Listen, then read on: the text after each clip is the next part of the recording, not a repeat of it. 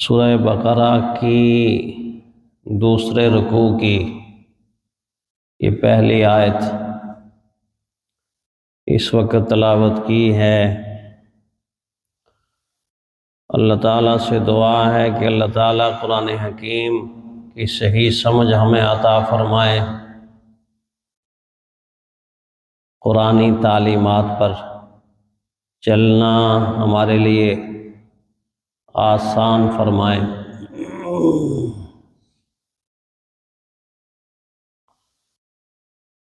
قرآن حکیم ہمیں یہ ہر وقت دعوت دیتا ہے کہ میں اللہ تعالیٰ کا پیغام بھی ہوں، اللہ کا قرآن بھی ہوں، اور اہل ایمان کے لیے تا قیامت ایک آئینہ ہوں جس میں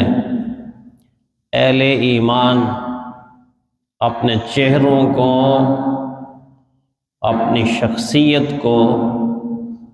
دیکھ کر اس بات کو پہچانے کہ قرآن حکیم کا آئینہ ان کو مومن دکھا رہا ہے، مسلمان دکھا رہا ہے، اللہ تعالیٰ کا فرما بردار بندہ دکھا رہا ہے۔ کہیں ایسا تو نہیں کہ اس آئینے میں جب ہم جھانک کر دیکھیں تو آگے سے آیات ہمیں بتائیں کہ مومن کہلاتے تو ہو مگر تمہارا رویہ مومنوں والا نہیں، تمہارا نام تو مومنوں والا ہے مگر تمہارا کام مومنوں والا نہیں، تمہاری فکر اور تمہاری ذہن کی ساری سوچیں وہ اہل ایمان سے میل نہیں کھاتی، تمہارے رویے، تمہارے اعمال، تمہارے کرتوت، تمہاری ادائیں اس بات کی شہادت دیتی ہیں کہ تم زبان کی نوک سے کلمہ پڑھتے ہو، دل سے کلمے کو تسلیم نہیں کرتے ہو۔ اس لیے یقیناً یہ بہت خطرناک مسئلہ ہے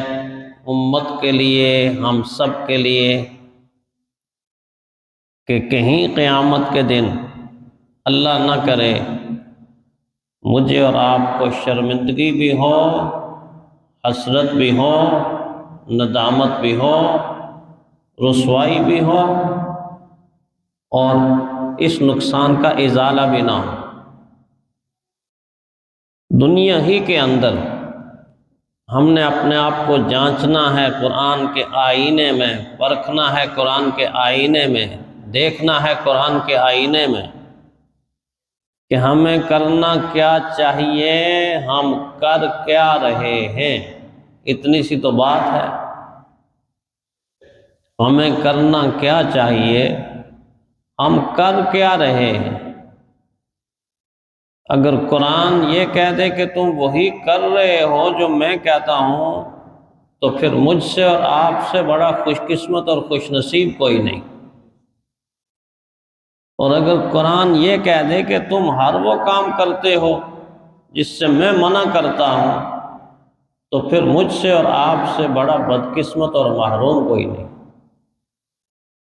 بات تو بالکل سیدھی سی ہے، بات تو بالکل سادی سی ہے، بات تو بالکل آسان سی ہے۔ کوئی سمجھنے والا اس کو سمجھنے کی کوشش تو کرے۔ اور یہ بات میں اس لیے عرض کر رہا ہوں کہ اس وقت مومن کہلانے والی امت اکثریت کے ساتھ اور مومن کہلانے والی امت کے مقتدا اور پیشوا اور رہبر اور رہنما ان راستوں پر بھاگے جا رہے ہیں کہ جو راستے اللہ کے باغی لوگوں کے راستے ہیں، اللہ کے مطیع و فرما بردار لوگوں کے راستے نہیں۔ جو راستے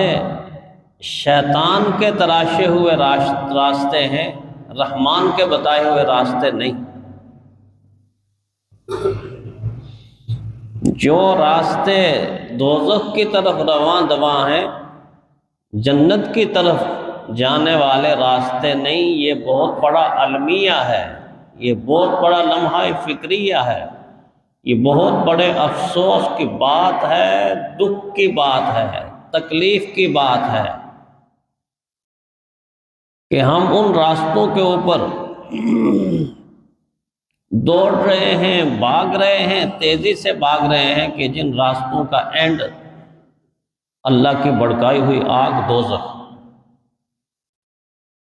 اور ہم سمجھنے کی کوشش نہیں کر رہے ہیں،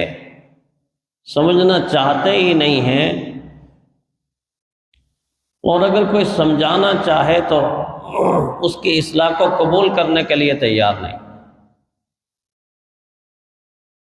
خاص کر ہمارے پاکستان کے لوگ، اللہ تعالیٰ اس پوری قوم کو ہدایت کی دولت سے نواز دے، ہدایت کی دولت سے نواز دے، اپنی رحمت سے نواز دے، صحیح شعور عطا کر دے، اللہ تعالیٰ اس کو قرآن حکیم کا فہم عطا کر دے اور باغیانہ روش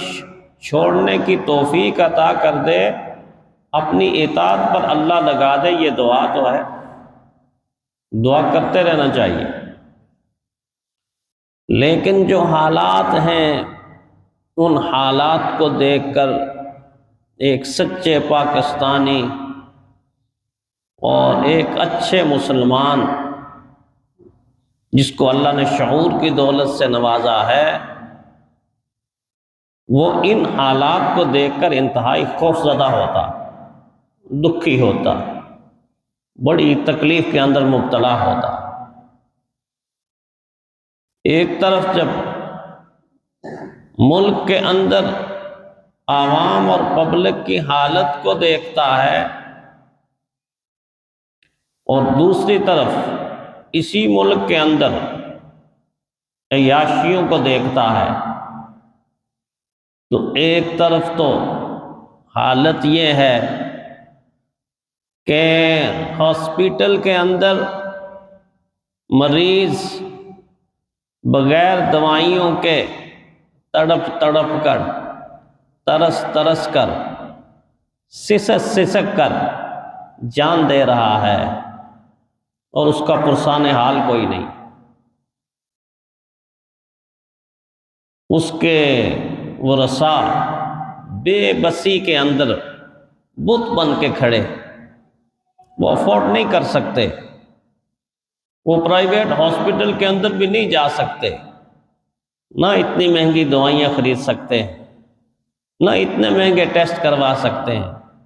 نہ اتنی خطرناک اور موذی بیماریوں کے علاج کے لیے ان کے پاس کچھ ہے، جیب خالی ہے، مگر آنکھوں سے آنسو رہا، آنکھوں سے آنسو رہا، تڑپ تڑپ کر اور سس کر مریض جان دے رہے۔ اور دوسری طرف میرے اور آپ کے مقتدا اور پیشوا، وہ خونی کھیل کھیل کر اس پر اربوں روپیہ خرچ کر کے اس غریب کی غربت کا مذاق اڑا رہے ہیں، غریب کی غربت کا مذاق اڑا رہے ہیں۔ ابھی تو یہ منحوس کھیل، خونی کھیل، قاتل کھیل شروع ہی نہیں ہوا، اور آج کی تجزیاتی رپورٹ یہ ہے کہ 1 ارب 34 کروڑ روپے اس پر خرچ ہو چکے ہیں۔ 1 ارب 34 کروڑ روپے اب تک کی رپورٹ کے مطابق اس پر خرچ ہو چکے۔ 1 ارب 34 کروڑ کی اگر مبالغہ آرائی نہ کی جائے تو کم از کم 20 چھوٹی چھوٹی ڈسپنسریاں تو قائم ہو سکتی ہیں کہ جس میں کم از کم نزلے، زکام، بخار، اس کا مریض جا کے چیک اپ بھی کروا لے اور فری دوائی بھی لے لے۔ اتنا تو ہو سکتا ہے، اتنا تو ہو سکتا ہے، لیکن نہیں اس طرف عقل آ رہی، سمجھ نہیں آ رہی، اس لیے کہ عقل کے اوپر، سمجھ کے اوپر غیروں کا قبضہ ہے، غیروں کا قبضہ ہے۔ ہم یہودیت کو نہیں چھوڑ سکے، عیسائیت کو نہیں چھوڑ سکے، ہندو مت کو نہیں چھوڑ سکے،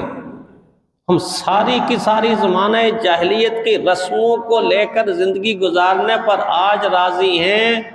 سب کچھ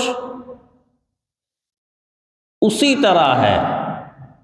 کہ جس طرح زمانہ جاہلیت کے اندر موجود تھا۔ آبادیوں میں غریب انسان روٹی کے لقمے لقمے کو ترس رہا ہے، اور جب بچوں کو کچھ نہیں کھلا سکتا تو خودکشیاں کرنے پر مجبور ہے۔ مظلوم انسان جس کے ساتھ ظلم ہوا، زیادتی ہوئی، ناانصافی ہوئی، جس کا خاندان قتل ہو گیا، وہ انصاف کی بھیک مانگتے مانگتے مانگتے عدالتوں کے دروازے کھٹکھٹاتے وکیلوں کی فیس بھرتے اپنے سارے اثاثے بیچ کر وہ مظلوم انصاف تو نہ لے سکا، مگر قبر کی مٹی کے اندر دفن ہو گیا، قبر کی مٹی کے اندر دفن ہو گیا ہے۔ اس کی جوانی بڑھاپے کے اندر تبدیل ہو گئی، اس کا بڑھاپا موت کے اندر تبدیل ہو گیا، مگر اس عدالت، جس عدالت کی دیوار کے اوپر، ماتھے کے اوپر لکھا ہوا ہے اعدلوا هو اقرب للتقوی، عدل کرو، تقوی سے زیادہ قریب ہے، لکھا ہوا تو یہ ہے، مگر اسی عدالت کے دروازوں سے وہ مایوس لوٹ کر قبر کی دیواروں سے جا ٹکرا،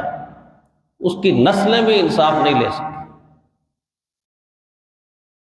غربت کے مارے ہوئے اس انسان کی، ایک انسان کی نہیں، لاکھوں انسانوں کی غربت کی ماری ہوئی جوان بیٹیاں جن کی جوانی ڈل چکی، ان کے بالوں میں سفیدی آ چکی، مگر وہ غربت کی وجہ سے ان کے ہاتھ پیلے کر کے ان کو رخصت نہیں کر سکتا، دوسری طرف اسی ملک کا اشرافیہ اربوں روپے ہواؤں میں اڑائے گا۔